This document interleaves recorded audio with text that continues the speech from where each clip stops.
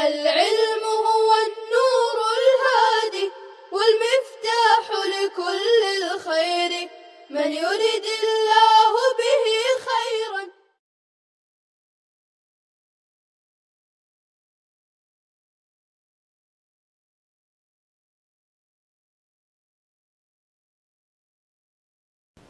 بسم اللہ الرحمن الرحیم. فصل فی کلمت فی. یہ فصل ہے کلمہ فی کے بیان میں. یہاں سے مصنف علیہ الرحمہ حروف معانی کے 10ویں حروف فی کو بیان کر رہے ہیں. کلمۃ فی للظرف. کلمہ فی ظرف کے لیے آتا ہے، یعنی فی کا ما بعد، فی کا مدخول وہ ظرف ہوگا فی کے ما قبل کے لیے. جیسے الماء فی الکأس کہا جائے تو فی کا ما بعد کأسن یہ ظرف ہے، فی کے ما قبل الماء مظروف کے لیے. اسی اصل کی بنا پر یعنی کلمہ فی ظرف کے لیے ہوتا ہے. مصنف نے ایک مثال بیان فرمائی کہ کوئی آدمی اگر یہ کہے غصبت ثوبا فی مندیل، میں نے کپڑا غصب کیا رومال میں، یا اس نے یہ کہا غصبت تمرا فی فوسرۃ کہ میں نے کھجور غصب کی ٹوکری میں، تو یہاں ظرف اور مظروف دونوں چیزیں اس کے ذمے لوٹانا ضروری ہو جائے گا. اس نے کہا کہ کپڑا غصب کیا رومال میں رکھ کر، یعنی رومال ظرف بنا اور کپڑا جو ہے وہ مظروف بنا. اسی طرح کھجور مظروف بنا اور ٹوکری جو ہے وہ ظرف بنا. تو صورت میں جب وہ اقرار کر رہا ہے تو دونوں چیزیں لوٹانا اس کے ذمے ضروری ہو جائے گا. وباعتبار هذا الاصل، اور اسی اصل کی وجہ سے، اسی اصل کا مطلب یہ ہے کہ فی ظرف کے لیے ہوتا ہے. قال اصحابنا، ہمارے احناف نے فرمایا، اذا قال جب کوئی آدمی کہے غصبت ثوبا فی مندیل، میں نے رومال میں کپڑا غصب کیا، او تمرا فی فوسرۃ یا ٹوکری میں کھجور غصب کی، لزماہ جمیعا تو اس پر دونوں چیزیں لازم ہو جائیں گی. اس صورت میں ایک قاعدہ یاد رکھنا ضروری ہے کہ فی کا ما بعد یعنی ظرف اگر وہ منقول ہوگا یا منقول نہیں ہوگا. منقول ہونے کا مطلب یہ ہے کہ اس کو ایک جگہ سے دوسری جگہ لے جایا جا سکتا ہے. مثلا یہاں جس مثال میں مندیل اور فوسرہ ٹوکری اور رومال دونوں ایسی چیزیں ہیں جو منقول ہے، ایک جگہ سے دوسری جگہ لے جائی جا سکتی ہے. تو اس صورت میں اگر وہ آدمی ایسا کہے گا تو دونوں چیزیں لازم، ظرف اور مظروف دونوں چیزیں لازم ہو جائے گی. لیکن اگر فی کا ما بعد یعنی ظرف ایسی چیز ہے جو منقول نہیں ہے، یعنی ایک جگہ سے دوسری جگہ لے جائی نہیں جا سکتی. مثلا کوئی آدمی یہ کہے کہ میں نے گھوڑا غصب کیا استبل میں، تو اس صورت میں استبل جو فی کا ما بعد ہے وہ ظرف بن رہا ہے اور منقول نہیں ہے، غیر منقول ہے، دوسری جگہ نہیں لے جا سکتا. تو اس صورت میں صرف مظروف لازم ہوگا، ظرف لازم نہیں ہوگا.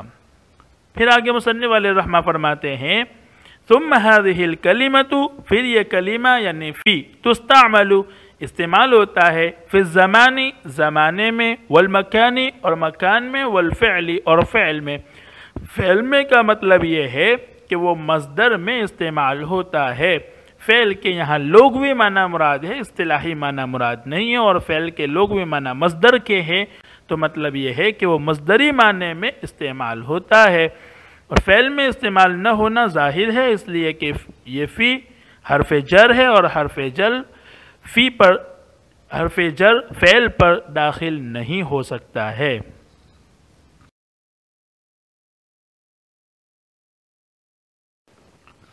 اما اذا استعملت فی الزمان، یہاں سے مصنف علیہ الرحمہ فی کے زمانے میں استعمال ہونے کی مثالیں اور اس میں جو اختلاف ہے اس کو بیان کر رہے ہیں. پیچھے مصنف علیہ الرحمہ نے فرمایا تھا کہ وہ زمان، مکان اور مصدری معنی میں استعمال ہوتا ہے، تو سب سے پہلے زمانے میں استعمال ہونے کی مثالیں بیان کر رہے ہیں. اس صورت میں امام ابو حنیفہ علیہ الرحمہ اور صاحبین کے مابین اختلاف ہے. صاحبین کا فرمانا یہ ہے کہ جب فی زمانے میں استعمال ہوا ہو تو اس صورت میں اس کو حذف کرنا اور اس کو باقی رکھنا دونوں برابر ہیں، یعنی فی کو ذکر کریں گے تو بھی وہی حکم ہوگا، جب فی کو حذف کر دیں گے تو جو حکم ہوتا ہے، یعنی دونوں صورتوں کا حکم ایک ہی ہوگا۔ اس کی مثال بیان یہ فرمائی کہ کوئی آدمی اپنی بیوی سے کہے انتی طالق غدن، تجھے کل کے دن میں طلاق، یا یہ کہے انتی طالق فی غدن، فی کا اظہار کرے، فی کو ظاہر کرے، تجھے آئندہ کل میں طلاق، تو دونوں صورتوں کا حکم ایک ہی ہوگا۔ اور جیسے ہی آئندہ کل آئے گی اور کل کا دن شروع ہوتا ہے صبح صادق سے، تو جیسے ہی صبح صادق ہوگی اس صورت میں اس عورت کو طلاق واقع ہو جائے گی۔ وجہ اس کی یہ ہے کہ جب آئندہ کل شروع ہوا اور اس نے کہا بھی ہے کہ آئندہ کل میں تجھے طلاق، تو آئندہ کل جیسے ہی شروع ہوگا طلاق اس کو واقع ہو جائے گی۔ اگر وہ کہتا ہے کہ میں نے تو نیت یہ کی تھی کہ آئندہ کل کے آخری حصے میں طلاق واقع ہوگی، تو اس کی یہ نیت کا اعتبار قضاءً نہیں کیا جائے گا، یعنی قاضی اس نیت کا اعتبار نہیں کرے گا۔ ہاں البتہ دیانتاً فیما بینہ و بین اللہ، اس کی نیت مان لی جائے گی کہ ہاں یہ بھی ایک احتمال ہے آئندہ کل میں، لیکن قضاءً اس کا اعتبار نہیں کیا جائے گا، اس وجہ سے کہ اس کی نیت جو ہے وہ خلاف ظاہر ہے، ظاہر کے خلاف ہے۔ اس لیے کہ آئندہ کل کا پورا دن ہے، اس میں بہت سارے اجزاء ہیں، جب وہ کہہ رہا ہے کہ میں نے آخر کی نیت کی تھی تو تخصیص کر رہا ہے، تو یہ خلاف ظاہر ہوا۔ جب خلاف ظاہر ہے تو اس کی نیت کا اعتبار نہیں ہوگا، اور جیسے ہی کل یعنی صبح صادق ہو گئی تو اس عورت کو طلاق واقع ہو جائے گی۔ اما اذا استعملت فی الزمان، اگر کلمہ فی زمان میں استعمال کیا جائے بین یقول، اس طور پر کہ کوئی کہے انت طالق غدن، تجھ کو کل کے دن میں طلاق، فقال ابو یوسف و محمد، تو امام ابو یوسف اور امام محمد فرماتے ہیں یستوی فی ذالک، اس صورت میں برابر ہے حذفها او اظہارها، فی کو حذف کرنا اور اس کو ظاہر کرنا، حتی لو قال، حتیٰ کہ اگر کسی نے یہ کہا انت طالق فی غدن، تو کان بمنزلت قولہ، تو اس کا یہ قول انت طالق غدن کے درجے میں ہوگا، یقع الطلاق، طلاق واقع ہو جائے گی، کما طلع الفجر فی الصورتین جمیعا، اور دونوں صورتوں میں فجر طلوع ہوتے ہی طلاق واقع ہو جائے گی۔ دونوں صورتوں کا مطلب فی کو ظاہر کیا ہو یا فی کو ظاہر نہ کیا ہو۔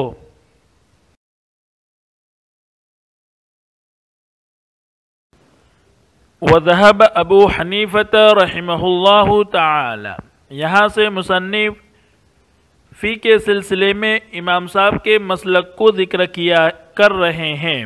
جیسے ما قبل میں مصنف علیہ الرحمٰن نے فی کے سلسلے میں صاحبین کے مسلک کو ذکر کیا تھا۔ امام صاحب کا یہ کہنا ہے کہ فی کا ذکر کرنا اور فی کا ذکر نہ کرنا ظرف زمان میں دونوں کا حکم دونوں صورتوں میں الگ الگ ہے۔ پہلے اگر فی کو حذف کر دیا ہو، اس کی مثال انتی طالق غدن، یہاں ظرف زمان ہے غدن اور فی کو حذف کر دیا گیا ہے، انتی طالق غدن کہا۔ جب فی کو حذف کر دیا گیا ہے تو اس صورت میں وہ جز ہونے کی، الگ الگ حصے ہونے کی صلاحیت غد نہیں رکھتا، بلکہ اس صورت میں وہ مفعول بہ کے مشابہ ہوگا، اور فعل کا تعلق مفعول بہ سے پورے مجموعے کے ساتھ ہوتا ہے۔ اسی طرح یہاں بھی جب فی کا ذکر نہیں کیا تو اب وہ حصہ ہونے کی صلاحیت نہیں رکھتا، تو فعل کا تعلق پورے مفعول فی سے ہوگا، یعنی طلاق کا تعلق پورے گد سے ہوگا اور پورے آئندہ کل سے ہوگا۔ تو اس صورت میں جیسے ہی آئندہ کل آئے گا، یعنی فجر طلوع ہوگی، صبح صادق ہوگی، تو صبح صادق کے ہوتے ہی اس عورت کو طلاق واقع ہو جائے گی۔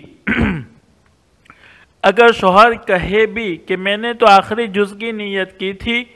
تو اس کی یہ نیت کا اعتبار نہیں کیا جائے گا قضان، یعنی قاضی اس کا اعتبار نہیں کرے گا بلکہ فوراً طلاق واقع ہونے کا فیصلہ کرے گا۔ اور اگر شوہر نے فی کا استعمال کیا ہے تو اب اس کی دو صورتیں ہوں گی، یعنی اس نے کہا انتی طالق فی غدن، تجھے کل کے دن میں طلاق۔ جب اس نے فی کا استعمال کیا تو اب وہ ظرف حصے حصے اور جز ہونے کی صلاحیت رکھتا ہے۔ اب شوہر سے پوچھا جائے گا کہ تو نے کسی چیز کی نیت کی تھی یا کسی چیز کی نیت، کسی حصے کی نیت نہیں کی۔ اگر وہ کہتا ہے کہ میں نے ایک حصے کی نیت کی ہے، مثلاً اس نے کہا کہ میں نے 7 بجے کل کے دن میں، اس سے میری مراد یہ تھی اور میں نے نیت یہ کی تھی کہ کل شام 7 بجے تجھے طلاق واقع ہوگی، تو اس کی نیت کا اعتبار ہوگا اور آئندہ کل جب 7 بجیں گے تو اس عورت کو طلاق واقع ہو جائے گی۔ اور اگر شوہر نے کوئی نیت نہیں کی ہے اور فی کا استعمال کیا ہے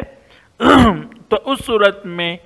آئندہ کل فجر کے طلوع ہوتے ہی طلاق واقع ہو جائے گی، اگرچہ فی کے داخل ہونے کے بعد وہ حصے بن جائے گا، لیکن کل کا ایک حصہ پہلا حصہ بھی ہے، اول حصہ، اور اس میں کوئی مزاحم اور کوئی مانع اور کوئی رکاوٹ بھی وہاں موجود نہیں ہے، اس لیے آئندہ کل کا غد کا جیسے ہی پہلا حصہ ہوگا عورت کو طلاق واقع ہو جائے گی۔ آئیے دیکھتے ہیں عبارت۔ وَذَهَبَ ابو حنیفہ رحمہ اللہ تعالی، اور حضرت امام ابو حنیفہ رحمۃ اللہ علیہ اس طرف گئے ہیں، اِلَىٰ أَنَّهَا حُذِفَتْ، کہ جب کلمہ فی کو حذف کر دیا جائے، يَقَعُ الطَّلَاقُ، تو طلاق واقع ہو جائے گی، كَمَا طَلَعَ الْفَجْرُ، جیسے ہی صبح صادق ہوگی طلاق واقع ہو جائے گی۔ وَإِذَا أُظْهِرَتْ، اور جب فی کو ظاہر کیا جائے، كَانَ الْمُرَادُ وقوع الطلاق فی جزء من الغد علی سبیل الابہام، اور اگر کلمہ فی کو ظاہر کیا جائے تو علی سبیل الابہام، کل کے کسی بھی جز میں طلاق واقع ہونا مراد ہوگا، اس لیے کہ فی داخل ہوا تو فی کے داخل ہونے کی صورت میں وہ حصہ ہونے کی صلاحیت رکھتا ہے، لیکن کوئی حصہ متعین نہیں۔ فلولا وجود النیت، بس اگر کسی جز کی نیت نہ ہو، یعنی شوہر نے کوئی نیت نہیں کی ہے، یقع الطلاق باول الجزء، تو اول جز میں طلاق واقع ہو جائے گی، لعدم المزاحم لہ، اس کا کوئی مزاحم نہ ہونے کی وجہ سے۔ ولو نوى آخر النہار، اور اگر اس شوہر نے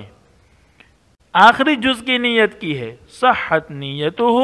تو اس کی نیت معتبر ہوگی، اور جس حصے کی اس نے نیت کی ہے اسی حصے میں طلاق واقع ہوگی۔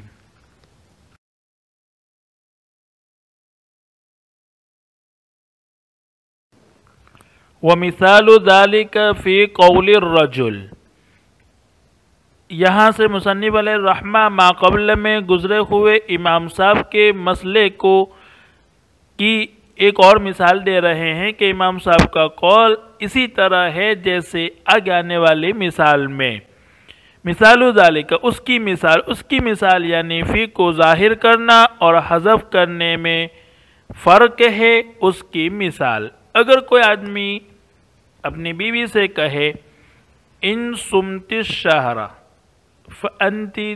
کذا، مثلا فانتی طالق، کہا کہ اگر تو نے مہینے میں روزہ رکھا تو تجھے طلاق، اور شہر سے پہلے فی کا ذکر اس نے نہیں کیا بلکہ فی کو حذف کر دیا۔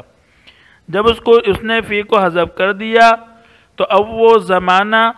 جز اور حصہ ہونے کی صلاحیت نہیں رکھتا، بلکہ وہ مفعول بہ کی طرح ہو جائے گا۔ جب مفعول بہ کی طرح ہو جائے گا تو فعل کا تعلق پورے مجموعے سے ہوگا، یعنی مراد یہ ہوگا روزہ رکھنا پورے مہینے میں۔ تو صورت میں اگر وہ عورت پورے مہینے کا روزہ رکھے گی تب جا کر اس کو طلاق واقع ہوگی۔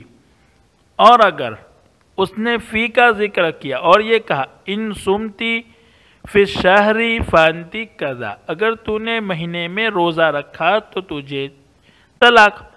اس صورت میں اس نے فی کا استعمال کیا، اور جب فی کا استعمال ہوا ہے تو وہ جز اور حصہ ہونے کی صلاحیت رکھتا ہے۔ تو اب اس صورت میں روزے کا تعلق پورے مہینے سے نہیں ہوگا بلکہ اس کے ایک جز سے ہوگا۔ چنانچہ اگر وہ عورت روزے کی نیت سے رک جائے کھانے پینے اور جماع سے، تو جیسے ہی وہ روزہ رکھنا شروع کرے گی فوراً اس کو طلاق واقع ہو جائے گی۔ دیکھیے عبارت سے ہم اس کو حل کر رہے ہیں۔ وَمِثَالُ ذَلِكَ، اور اس کی مثال یعنی فی کے ظاہر کرنے اور حذف کرنے دونوں کے درمیان فرق ہے۔ اس کی مثال فی قول الرجل، آدمی کے قول میں جب وہ کہے ان سمتی الشہر فانتی کذا،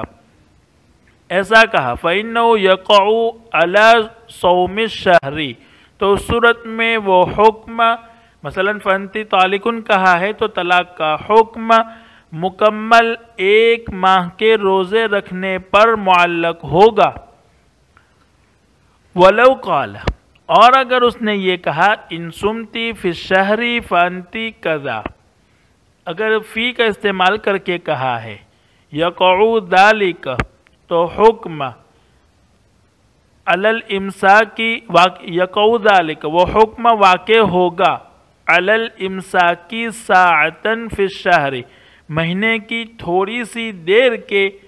امساک پر واقع ہو جائے گا، یعنی تھوڑی دیر بھی وہ روزے کی نیت سے کھانا پینا اور جماع بند کرے گی تو اس صورت میں طلاق، اگر فانتی طالقن کہا ہے تو طلاق واقع ہو جائے گی۔ یہ تھا فی کا استعمال ظرف میں۔ آگے مصنف فی کا استعمال مکان میں ہوا ہو اس کو بیان کر رہے ہیں کہ اگر فی کا استعمال مکان میں ہوا ہے اور کسی نے یہ کہا انت طالقن فی الدار، یا یہ کہا انت طالقن فی مکہ، تجھے گھر میں طلاق، یا یہ کہا تجھے مکہ میں طلاق، تو چونکہ یہ جگہیں اور مکان طلاق کا ظرف مکان بننے کی صلاحیت نہیں رکھتا، وجہ اس کی یہ ہے کہ طلاق ایسی چیز ہے جس کو مکان کی ضرورت نہیں ہے، بلکہ وہ کہیں بھی واقع ہو سکتی ہے۔ جب وہ دار اور مکہ مکان بننے کی صلاحیت نہیں رکھتا تو عورت کہیں بھی ہوگی فوراً اس کو طلاق واقع ہو جائے گی، چاہے وہ کہیں ہو، گھر میں ہو یا نہ ہو، یا اگر اس نے کہا ہے انت طالقن فی مکہ تو چاہے وہ مکہ میں ہو یا مکہ میں نہ ہو، ہر صورت میں طلاق اس کو واقع ہو جائے گی۔ وَأَمَّا فِي الْمَكَانِ، اور فی کا استعمال مکان میں فَمِثْلُ قَوْلِهِ، جیسے کسی کا قول انت طالقن فی الدار، تجھے گھر میں طلاق، یا کہا وفی مکہ، یا تجھے مکہ میں طلاق، یکون الطلاق علی الاطلاق، تو طلاق مطلقاً فی جمیع الاماکن، تمام جگہوں میں واقع ہو جائے گی۔ السلام علیکم ورحمۃ اللہ وبرکاتہ۔ السلام عليكم، لا تنسوا الاعجاب بالفيديو والاشتراك في القناة تشجيعا لنا لنستمر بنشر المزيد إن شاء الله.